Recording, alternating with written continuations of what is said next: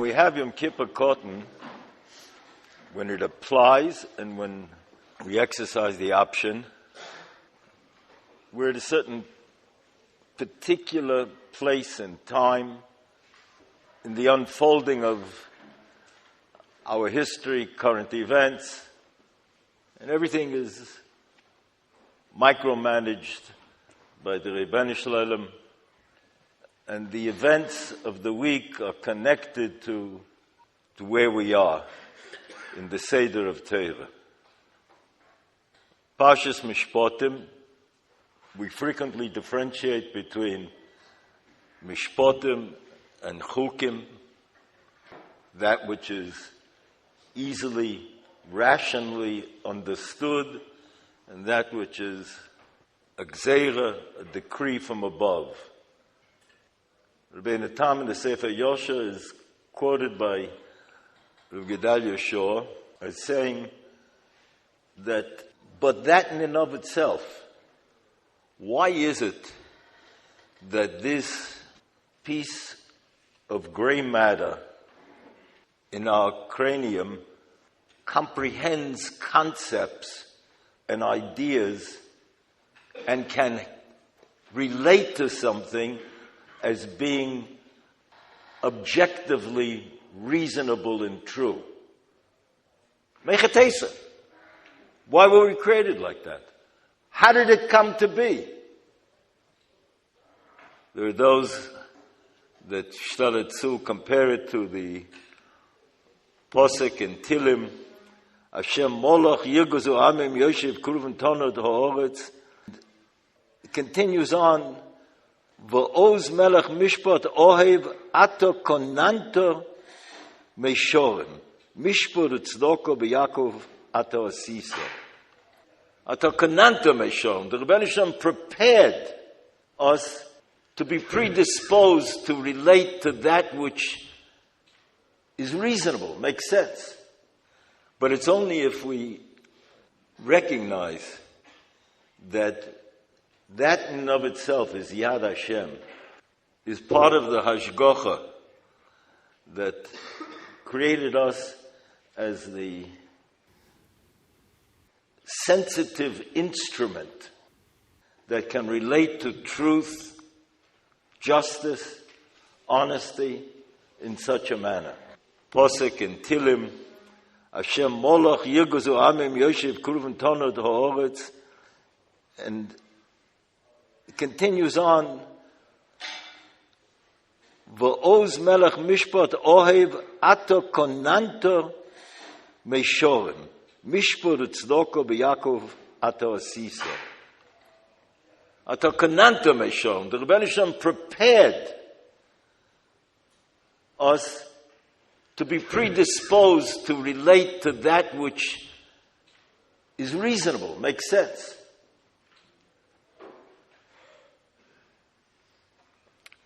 But it's only if we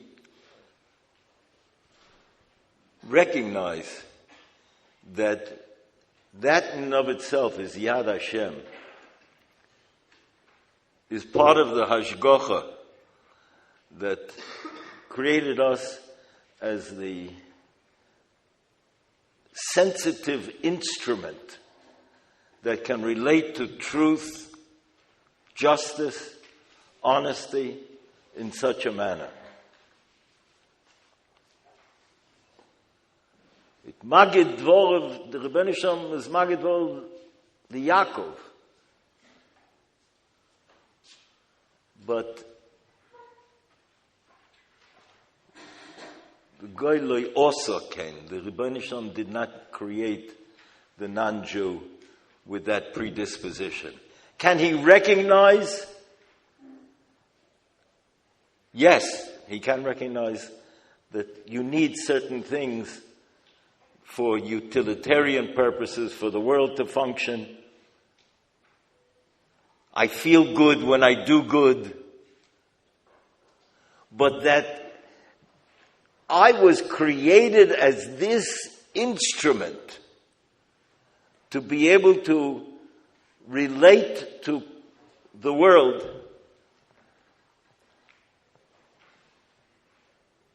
The Navi says, Olam Nosan, the Rebbeinu Shalom put the world in the hearts of mankind so that there's a commitment to sustaining life, utilitarian, what's the most good for the most people, if that makes most of us feel good most of the time.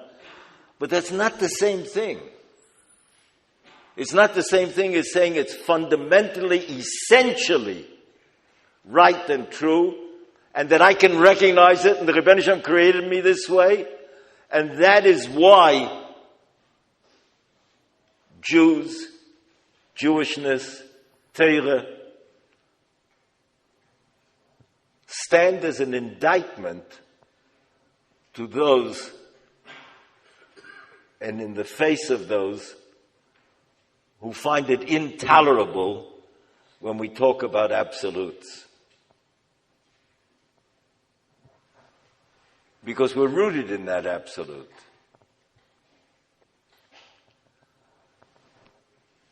On the one hand, Pasuk says, Lo yisata mishpat. You shouldn't bend the law. It seems to be talking about Lo yisata mishpat evyon, that they don't, in a negative way, have undue deference to the wealthy man. But there is a mahalach that it means don't bend it in his favor. And the earlier pasuk says, even though most say that lo yisata is often in terms of chiyuv, not in terms of the positive, but there is a position like that. And the earlier pasuk, dal lo seda, don't beautify. Don't take the underdog or the underprivileged and create out of that an icon, create out of that an avodah zorah, and distort the truth. Tzedakah is tzedakah, and mishpat is mishpat. The two are intertwined, interdependent. But if there is no mishpat, then the tzedakah will be suspect. And there can only be mishpat if we know that it's rooted in this interrelationship between us and the absolute reality of how the Rebbeinu Shalom created our neshamas, placed it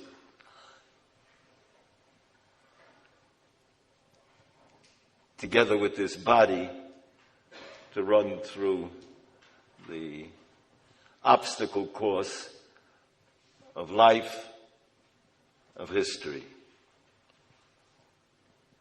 And Jews stand uniquely, especially different.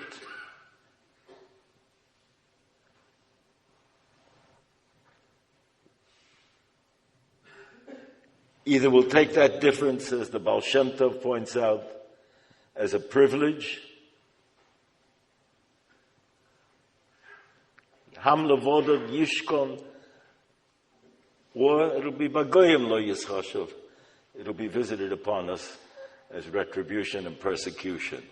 But it's inescapable. It's inevitable. Because the Rebbeinu Shalom created this nation to be a national tikiyah shefa for mankind. And so,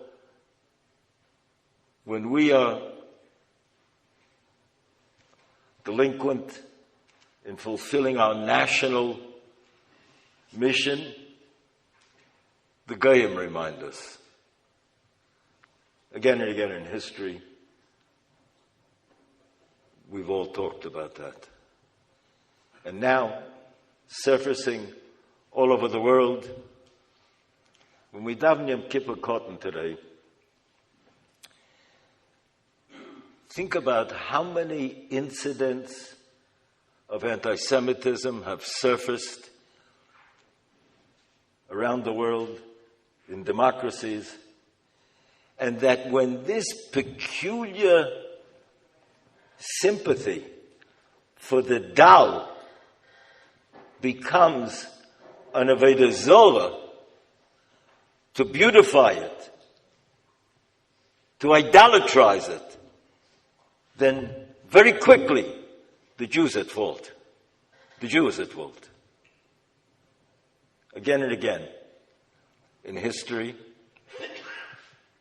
And those Jews in Eretz Yisrael and outside of Eretz Yisrael that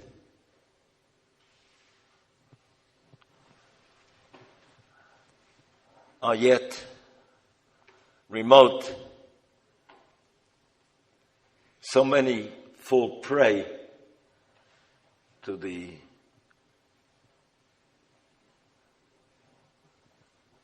atmosphere of frustration and urgency to identify with the zeitgeist, the hashkafal olamit, and they fall prey. So when we daven now, Yom Kippur Cotton, the Rebbeinu Shalom, we're asking, Rebbeinu Shalom, give us the koyach, give us the strength, give us the seichel to celebrate that we are created in such a manner to be this kli.